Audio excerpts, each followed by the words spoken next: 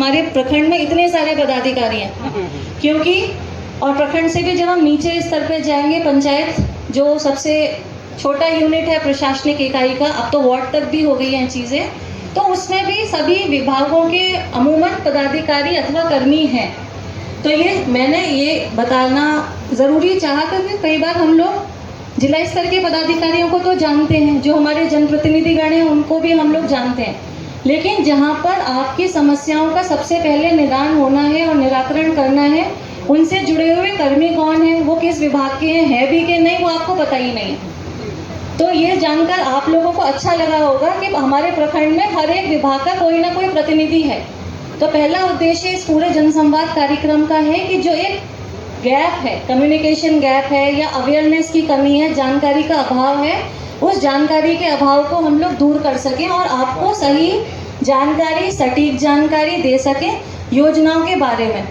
क्योंकि किसी भी योजना का लाभ आप कब उठा पाएंगे? योजना का लाभ आप तभी उठा पाएंगे जब आपको सबसे पहले योजना है या नहीं, आप उसमें एलिजिबल हैं, पात्रता रखते हैं कि नहीं। अगर पात्रता भी रखते हैं तो उस योजना का लाभ उठाने के लिए कहाँ पर आवेदन करना है, और आवेदन करने के साथ कौन से दस्तावेज हैं और कितने दिनों में लाभ लगेगा। ये सब सही जानकारी अगर आपके पास है तो आपको किसी मिडिल मैन जो है ना, जो पनप जाते हैं, वो क्यों पनप रहे हैं? वो इसलिए ज़्यादा पनप रहे हैं क्योंकि आप सभी लोगों को सही जानकारी का अभाव है और उसी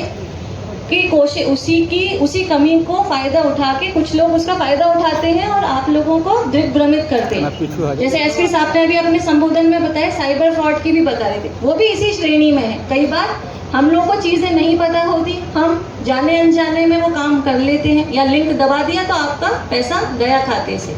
तो इस कार्यक्रम का सबसे पहला और सबसे महत्वपूर्ण उद्देश्य यही है कि हम आपके पास आके आपको जो सही जानकारी है सभी विभागों से जुड़ी वो दे दें। दूसरा इसका पहलू ये भी है कि हम आपको ये भी बताने का प्रयास करें कि ऐसे सभी विभाग और उनसे जुड़ी योजनाएं जिनका आपसे डायरेक्ट सरोकार है, जो कि जन कल्याण से जुड़ी हुई योजनाएं, आपके आवास से जुड़ी हुई योजनाएं, शौचालय से जुड़ी हुई योजना है, समाज कल्याण से जुड़ी हुई योजना है, विकास के जितने भी काम है जिससे आपको डायरेक्ट सरोकार है, उसकी जानकारी तो दें।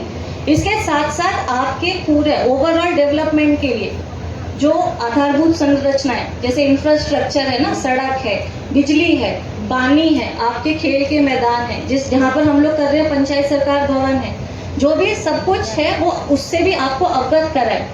और तीसरा, जब ये सब चीज़ें हो गई तो आगे ग्रोथ के मतलब आगे बढ़ने के लिए क्या क्या अवसर है उसको भी आपके समक्ष रखें कि कहाँ कहाँ पर अपॉर्चुनिटीज़ हैं, कहाँ पर अवसर हैं, उन अवसरों को हम लोग जानें और उनका फ़ायदा उठाएं। ये इस कार्यक्रम के 3 महत्वपूर्ण उद्देश्य हैं। पहले की जब हम लोग बात करेंगे, या सबसे पहले आप लोगों की बातें हम लोगों ने जो सुनी, अब मुझे ये आशा है कि आज जितने भी पदाधिकारियों ने आप लोगों से बात की, लगभग आपने 50 से ज़्यादा योजनाओं के बारे में जाना। निश्चित रूप से ऐसी बहुत सारी योजनाएं होंगी जो आज पहली बार आपने जनसंवाद कार्यक्रम में आप आए और उसको जानकारी प्राप्त किया। आप लोगों में से ऐसा कोई भी एक व्यक्ति है कि जितनी जानकारी दी गई वो आपको सब पता थी? कोई भी ऐसा नहीं। कोई भी ऐसा यहाँ पर व्यक्ति मौजूद है? महिला, पुरुष, बुजुर्ग, बच्चे सब ग्रुप में है यहाँ पर। कोई एक ऐसा व्यक्ति कह सकता है कि हमको आज जितनी जानकारी दी गई वो जानकारी हमें तो सब पता थी?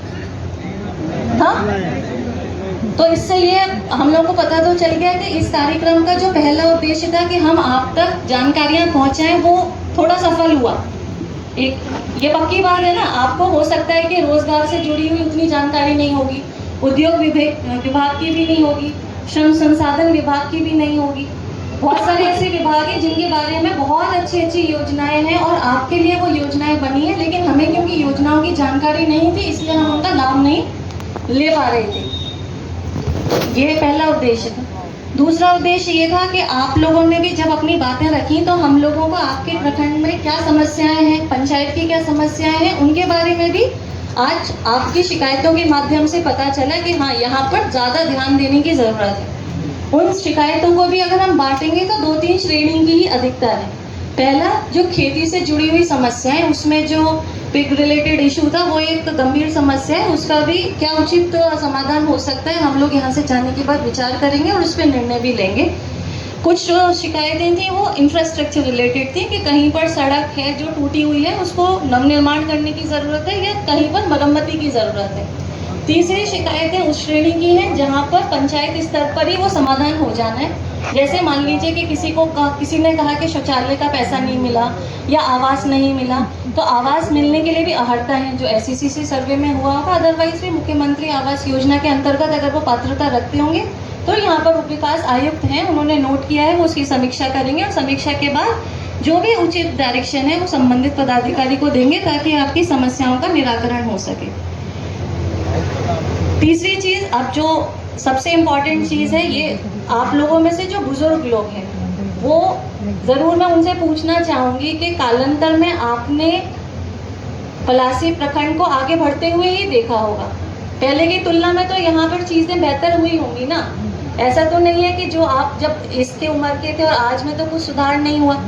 तो ये बताने का उद्देश्य ये भी है कि सबसे पहले शिकायतें तो डेफिनेटली होंगी, क्योंकि कुछ भी परफेक्ट ऐसा नहीं है कि अब ये हमने बिल्कुल अचीव कर लिया इसके बाद कुछ अच्छा नहीं हो सकता।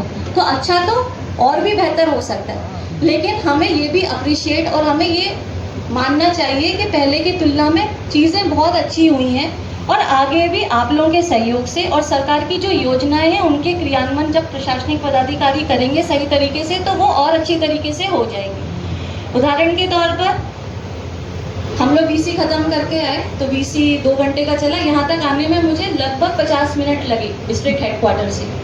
तो 50 मिनट की अवधि ट्रैवल करने के दौरान थोड़ा बहुत अगर छोड़ दें तो जो मेन संपर्क सड़क थी वो ऑलमोस्ट अच्छी ही थी।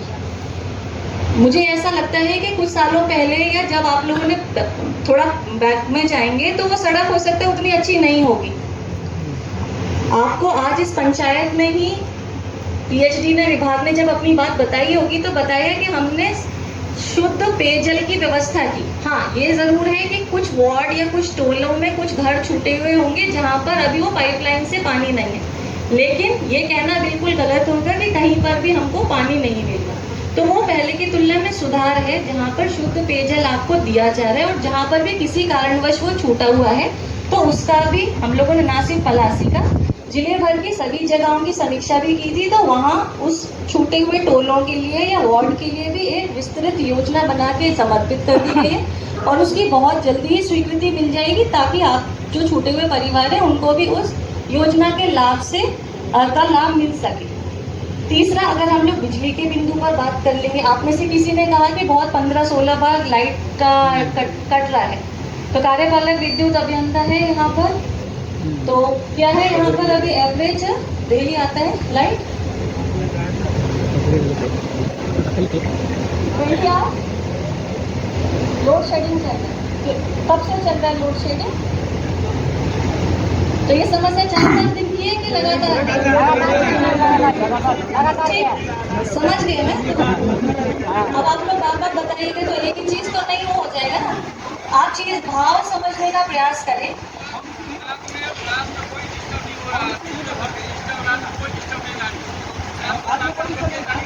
अच्छा, रात में पूरी लाइट आ रही है तो आप लोग आराम से सो पा रहे हैं ना? चैन की नींद सोना इम्पोर्टेंट है। अगर आप लोग बीच में फिर करेंगे तो मेरी और लंबी बात होगी, आपको ज़्यादा वेट करना पड़ेगा क्योंकि लंच भी तो आप लोगों ने नहीं किया, लंच के टाइम में भी यहीं पर। तो कहने का तात्पर्य ये है कि बिजली की व्यवस्था भी हो सकता है अभी लोड शेडिंग है या किसी कारणवश, बट अब गांव तो बिल्कुल जो आपका सुदूर गांव भी होगा पलासी प्रखंड में बिजली तो पहुंच गई। कृषि फीडर का काम भी चल रहा है तो उसमें भी RDSS योजना के तहत आपके जो आवेदन है वो लिए जा रहे हैं और वो भी आगे होगा। ये सब मैं इसलिए बता रही हूँ ताकि आप में से किसी को भी मन में ये संकोच नहीं हो या भाव नहीं आए कि हम तो आगे बढ़े कैसे, हम तो पलासी प्रखंड के इस पंचायत में हैं।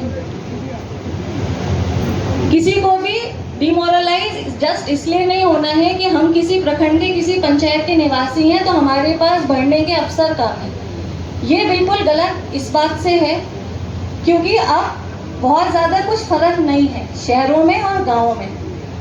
आप देखेंगे अगर हम अररिया की ही बात करें तो अररिया मुख्यालय में जितनी व्यवस्थाएं हैं उससे बहुत कम आपके यहाँ सुविधाएं नहीं हैं और आने वाले समय में वो सुविधाएं और अच्छी होंगी ताकि जो पंचायत है ना, एक सुंदर स्वच्छ पंचायत का जो संकल्प है और पहले से जिस पर काम भी हो रहा है ना, समृद्ध गांव समृद्ध पंचायत, साफ सुथरी पंचायत जिसमें आपके पास अच्छा सड़कें हो, पानी की व्यवस्था हो, बिजली हो, कृषि के अच्छे अवसर हो, रोजगार सृजन के अच्छे अवसर हो, ताकि हम अपने पंचायत में ही रहकर अच्छे से अच्छा कर सकें और विकास के जितने भी पैरामीटर्स हैं उन पैरामीटर्स के हिसाब से हम लोग आगे बढ़े, वो योजनाओं में अवसर खोजें।